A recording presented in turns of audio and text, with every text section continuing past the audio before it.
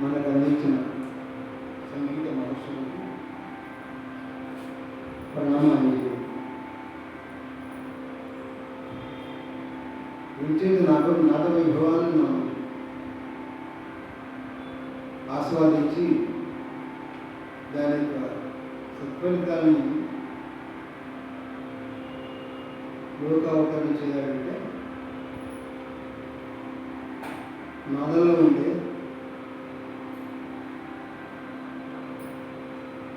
రసాస్వాదన మనకి అనుభవింపజేసే అనుభవింపవలసిన రీతి నిధులు మనకు తెలిసే ఉండాలి. దానికి నాదంలో వైభవాన్ని నాదాన్ని అనుసంధించడంలో మనం చేయవలసిన కర్తవ్య పరాయణత్వాన్ని మనం ఆస్వాదించగలిగిన సామర్థ్యాన్ని మనం పెంపొందించుకోవాలి. ఈ శుభతరుణంలో ఈపాటి సంగీత జ్ఞానం మనకు అందించిన సంగీత మహర్షులు ఒకసారి నమస్కారం చేస్తూ వారి యొక్క ఆశీస్సులు మనకి ఎల్లవేళలా ఉండాలని హృదయపూర్వకంగా ప్రార్థన చేసుకుంటాను.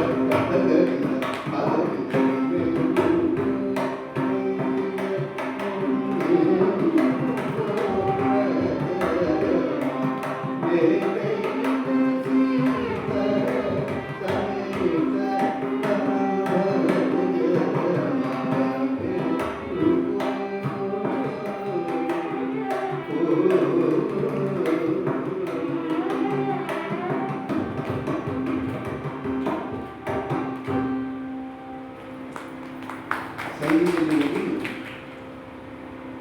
ఎన్నికల వర్గీకరణ కీర్తన వేస్తున్నా శాఖ బ్రహ్మగీత ఒకసారి ఆ మనసులో అది ప్రకటన కాకుంటే నిష్ప్రయోజనం చెప్పాలి.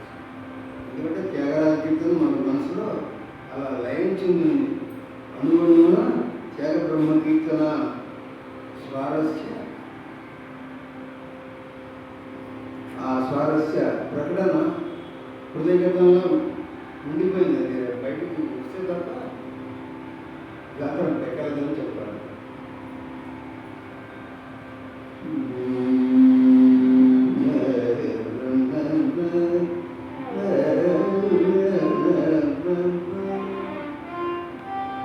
కీర్తనలు ఉండే స్వారస్యాన్ని మనం సాహిత్య వైభవాన్ని గమనించుకోవడం, ఆ తర్వాత సంగీత యజ్ఞాన వైఖరిని మనం విని ఆనందించుకోవడం, తాదాత్మ్యంతో విని సంగీత విద్వాంసులకి కలిగే సహజ ప్రక్రియ. ఎందుకంటే కీర్తన యొక్క సాహిత్యాన్ని మనం మనసులో లయంగా మనం పాడలేము. ఎంత అద్భుతంగా చప్పట్లు పెట్టినా ఆ కీర్తన మన జీవనం అంటే కానీ దాని యొక్క నిజ వైభవం ప్రకటితం కాదు.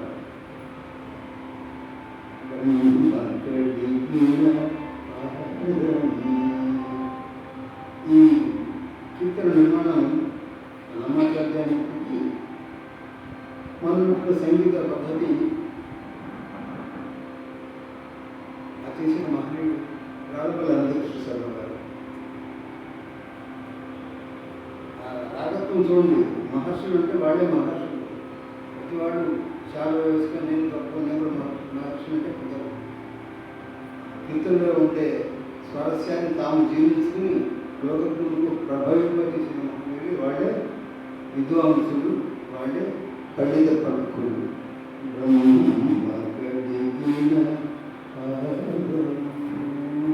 ఎంత స్వారస్యంగా ఉంటుంది.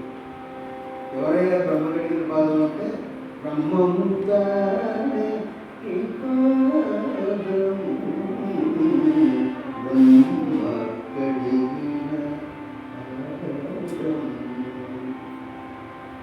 పాదం యొక్క వైభవాన్ని చెప్పగానే చెప్తున్నాడు. బ్రహ్మముతానే నీ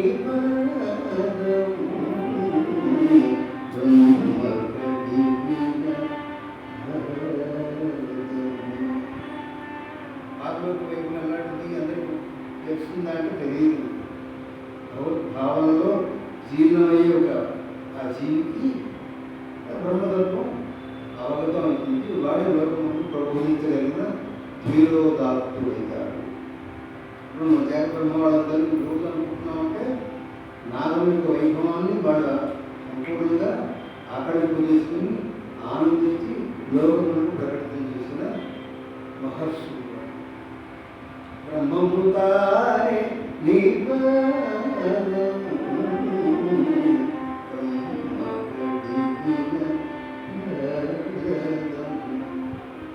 కామిని పాపము కడిగిన పాదము పాముదల నిడిన పాదము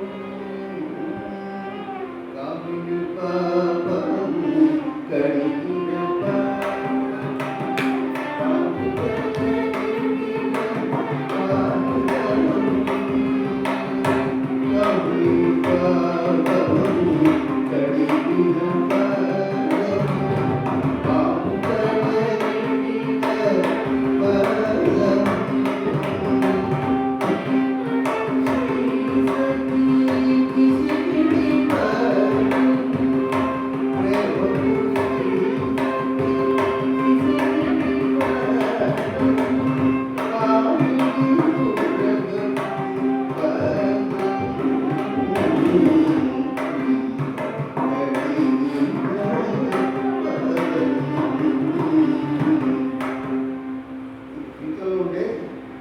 సాహిత్యాంశం యొక్క ఆంతరికమైన అర్థము, స్వాభావిక అర్థము, అంతర్గత అర్థం ఇవన్నీ మనం తెలుసుకుని పాడాలి. ఏ కీర్తన మనం పాడినా పాటలో ఉండే బయటికి కనిపిస్తున్న అక్షర క్రమం, అక్షర క్రమం తర్వాత అర్థాన్వయం, అర్థాన్వయం తర్వాత విశేషమైన అనుభవం పెద్దల వల్ల మనం సంక్రమించినది మనం గ్రహించాలి. అప్పుడే మనం నిజం తత్వాన్ని మనం కీర్తన యొక్క తత్వాన్ని తెలుసుకున్నట్టు ఎరుకపరుచుకున్నట్టు అని చెప్పాలి. తర్వాత ఏంటి రెండో చరణం చలగి వసుధ గురించిన పాదం పరితలమోపిన పరదము చలగి వసుధ గురించిన పాదం పాముతలమిన పరదము పరితలమోపిన పరదము అలకగగగము తలుడిన పాదము పామిడి దూరగము పాదము బ్రహ్మ కడిగిన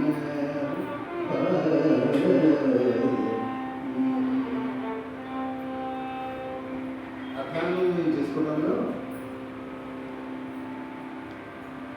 సాధారణ గ్రంథాలలో ఉంటే శబ్దములకు అర్థం కాకుండా వైశేషిక అర్థం గుర్తుపెట్టుకోండి.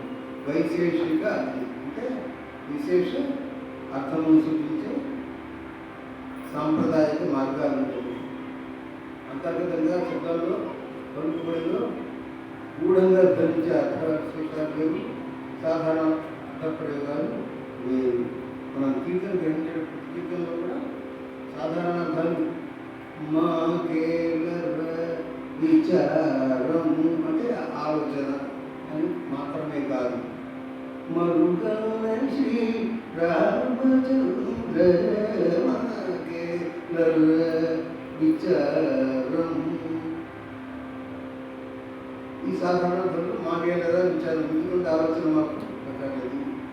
మరుగన్న శ్రీ రామచంద్రుడు సాధారణ అర్థంలో భౌతిక అర్థాన్ని సాధారణ అర్థాన్ని తెలుసుకోవడం అందరం తెలుసుకుంటాం.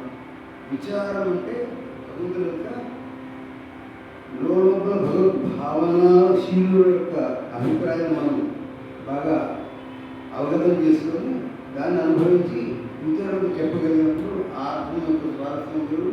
సాధారణ శబ్దముల యొక్క క్రమణికలో ఉంటే అర్థభావం, సాధారణ శబ్దంలో ఉంటే అర్థభావాన్ని గ్రహించడం అందరూ చేస్తారు.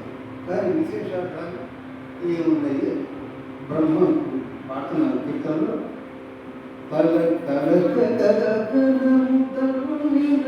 పాదము పామిడి దూరగము పాదము పరమయోగులకు పరిపరి విధముల వరముల